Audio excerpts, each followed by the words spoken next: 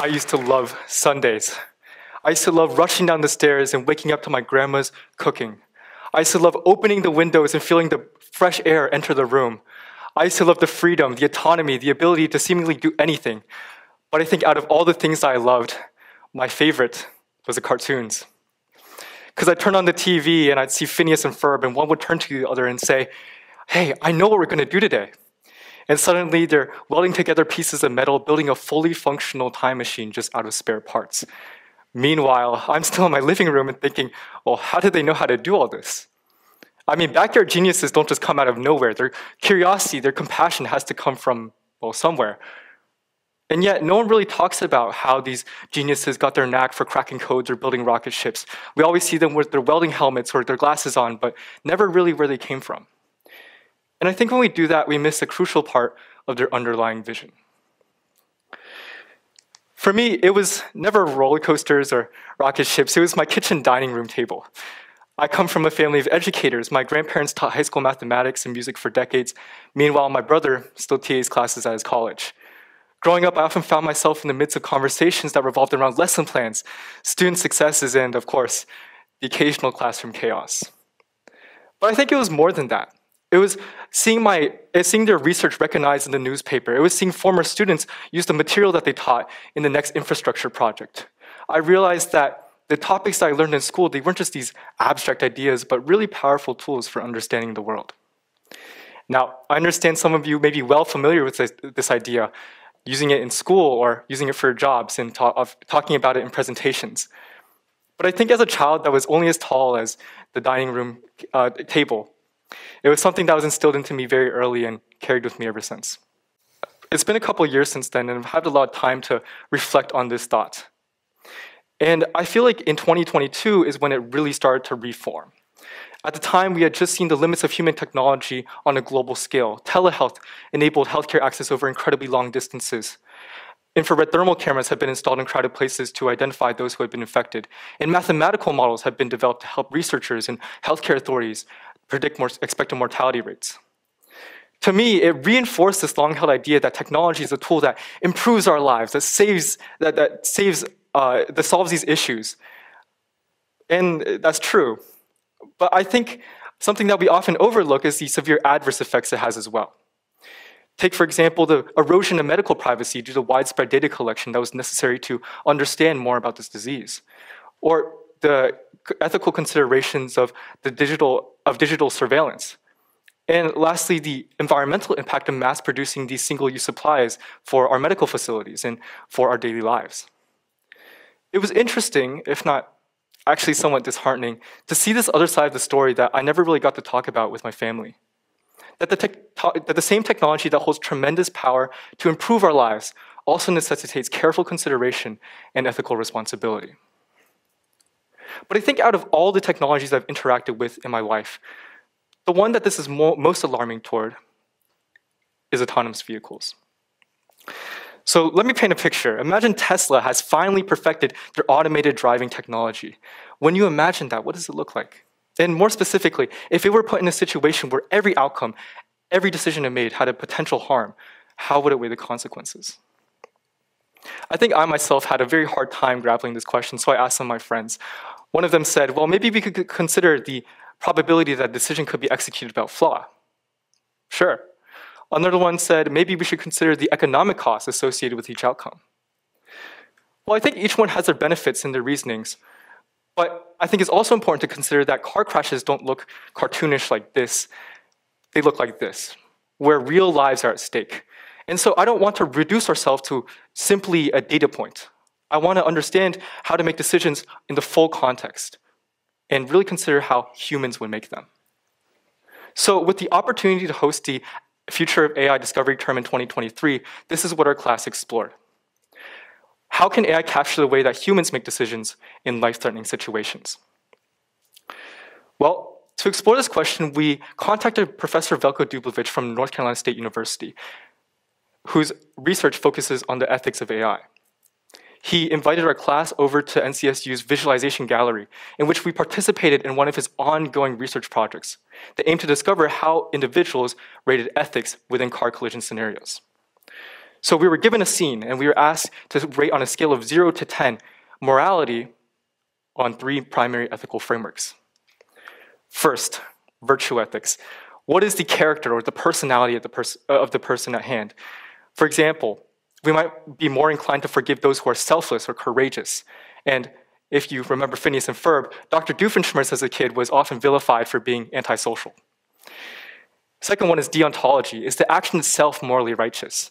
For instance, many people believe that lying under any circumstance is unjustifiable. And lastly, consequentialism. What is the actual result or outcome that comes out of this scene? This may come in the form of how many people are we saving, or more broadly, are we maximizing pleasure over pain? But I think with these ethical frameworks combined together makes the action-deed-consequence framework in Dr. Dublevich's research. And the benefit of the system is that instead of just considering one way of measuring morality, it considers several different methods. Thus, it allows us to align more closely to how humans actually make decisions. But I think a fault of this way of rating ethics is that it's on a numerical scale, and thus we're unable to really understand how people prioritize these different frameworks. For instance, if we were given a virtue ethics score of 10, we're still left guessing, well, was it because the person was courageous? Was it because they were honest? Was it because they were confident? We're still not sure. And so we're left at a halfway point to answer our original question, and we considered other research. The second one we considered was from Moral Machine.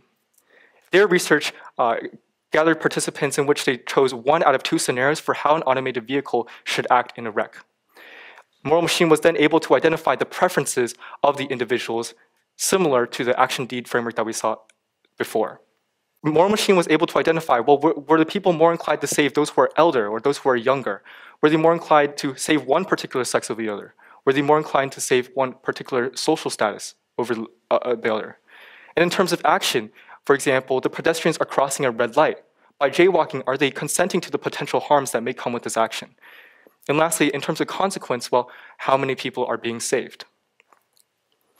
So with these 2 research studies, I like to think of it as a mathematical equation. What Dr. Dublevich's research allows us to do is to sum these ethical frameworks up, to say that the outcome is the person type plus the action plus the consequence. And what Moral Machine allows us to do is really identify what these values are. What type of people do people like to save? What action do people prefer? What consequences are desirable? And so at this moment, you might be thinking, well, oh, wow, we have it, right? We can just like create something. I mean, we might need research, math, data analysis, but we have it, right? I felt like, I was Thanos with all 6 Infinity Stones, and with a snap of a finger, it could all just come alive. But obviously, that's not true. If it were, we would have all driven here in our automated cars, right? So we reevaluated the data. What was going wrong? Well, there were 10 languages, 233 countries, and millions of participants. Sure, we could aggregate all the results, and that would gain us the average moral compass, but I think that lacks the nuance of individuals' backgrounds. It's very hard for us to trust our lives in the hands of someone who doesn't know anything about us, our desires, our preferences, about who we are. But by creating a blindly universal model, that is exactly what we're doing. The numbers show us this too. For instance, Southern cultures tend to prefer saving those of very high social status much more than the other 2 categories. And similarly, Eastern nations tend to prefer saving those who are elder over those who are younger. It is clear that our cultural backgrounds have an influential way of changing the way that we see ethics. So let's come back to this idea of the perfect self-driving car. Imagine we embed these regional ethical norms into these AIs. What we risk then is inducing bias. Joy Bolamwini has famously done in her research shown that facial recognition AI is unable oftentimes to recognize the faces of people of color as well as women due to the fact that they aren't represented in the training data. In other words, the biases of society are directly implemented within the models themselves. And thus, if we were to embed these regional ethical norms into autonomous vehicles, perhaps we would unconsciously perpetuate inequalities within our own society. But on the other hand, are we willing to disregard these cultural norms for the sake of homogeneity? And we can look toward media to discuss this. For example, in the movie I, Robot, Will Smith and a girl get into a car crash in which a robot is forced to choose which one to save. So how does it do it objectively? Well, it considers the probability that they will actually be saved successfully. Will has a probability of 45. Meanwhile, the girl only has a probability of 11%. And so the robot chooses Will. But the issue is that later on, the protagonist Will ends up resenting this decision, saying that it showed how these robots don't have a moral sense of judgment, that they aren't empathetic. But in reality, it was just trying its best to reduce bias. And so we're caught in an ethical dilemma. I know some of you may be thinking, well, it doesn't matter. If these AI models have the potential to make this split-second decision ahead of an imminent motor crash, it would be simply unethical to confine that task to a human. But to that, I say we can look back toward Phineas and Ferb. Because after they're done constructing their project, it all comes down and Candace comes home and the mom doesn't see anything. The credits roll and the next episode starts again. But the truth is that the real world doesn't work like this. Our decisions now have long-lasting consequences that last for generations. And perhaps by implementing it incorrectly the first time, public opinion will sway and they'll villainize this entire technology and we'll never get to realize the true potential that it actually has. As of now, AI technology still cannot make these ethical decisions. So I think it can stick to the objective ones instead. It may be difficult for us to actively make a change on this broad topic, but I encourage you to think again. The next time you're online or in a store, consider if the technology you're interacting with is truly ethical. Thank you.